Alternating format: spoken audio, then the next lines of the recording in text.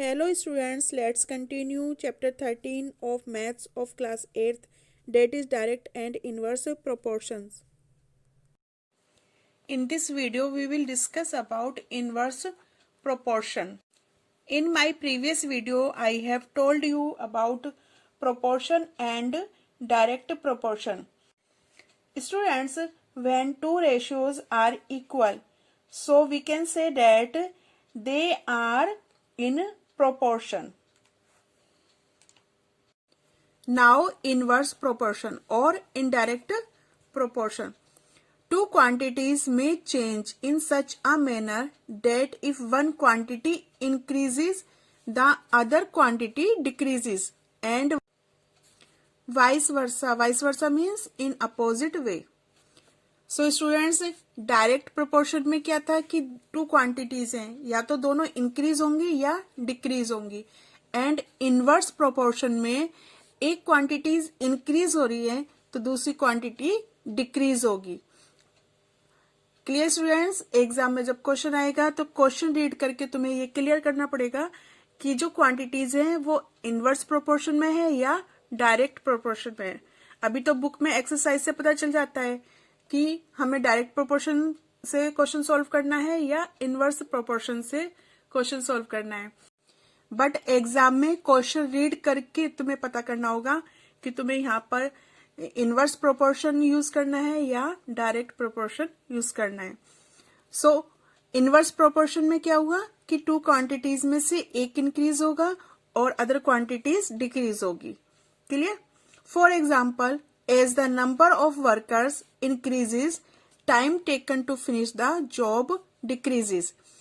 अब अगर number of workers increase हो रहे हैं मीन्स 5 वर्कर्स हैं जो एक किसी काम को 2 days में कंप्लीट करते हैं. अब हमने उसमें 6 workers means number of workers increase किया है तो हमारा जो काम होगा वो जल्दी फिनिश हो जाएगा. मीन्स हमारे नंबर ऑफ डेज डिक्रीज हुए हैं.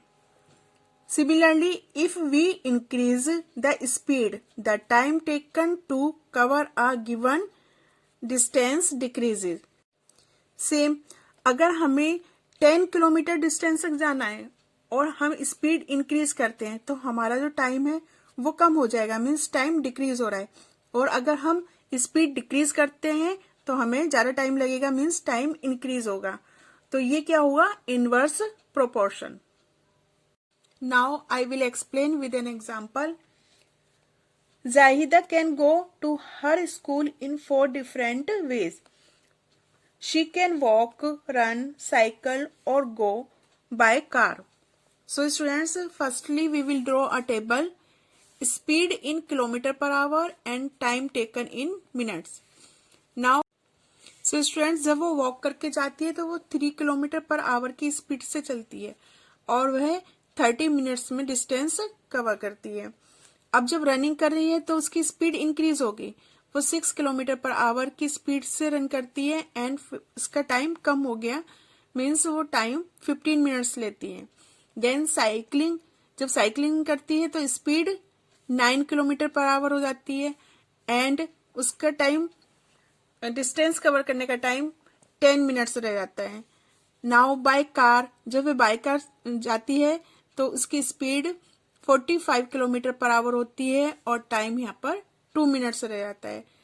सो students, you can see here when speed is increase then time is decrease.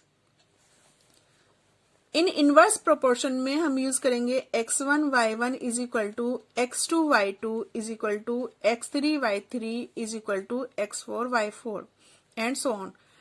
Students, in direct proportion में हम यूज करते थे x1 upon y1 is equal to x2 upon y2, but inverse proportion में हम x1 y1 is equal to x2 y2 use करेंगे.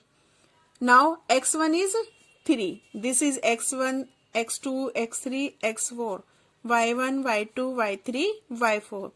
So x1 is 3, 3 multiply y1 is 30, 3 multiply 30 is equal to x2 is 6 and y2 is 15. So 6 multiply 15 is equal to 9. x3 is 9 and y3 is 10. So 9 multiplied 10 is equal to x4 is 45 and y4 is 2. So 45 multiplied 2. 3 multiplied 30 becomes 90. 6 multiplied 15 also becomes 90. And 9 multiplied 10 is 90. And 45 multiplied 2 is 90. So students, you can see here x1 y1 is equal to x2 y2 and x is equal to x3 y3 is equal to x4 y4 is equal to 90. यहाँ पर सबकी value क्या आई है 90. Now I will take another example to check the x and y are in inverse proportion or not. Students, you can see this table. This is x1, this is x2, this is x3, this is x4.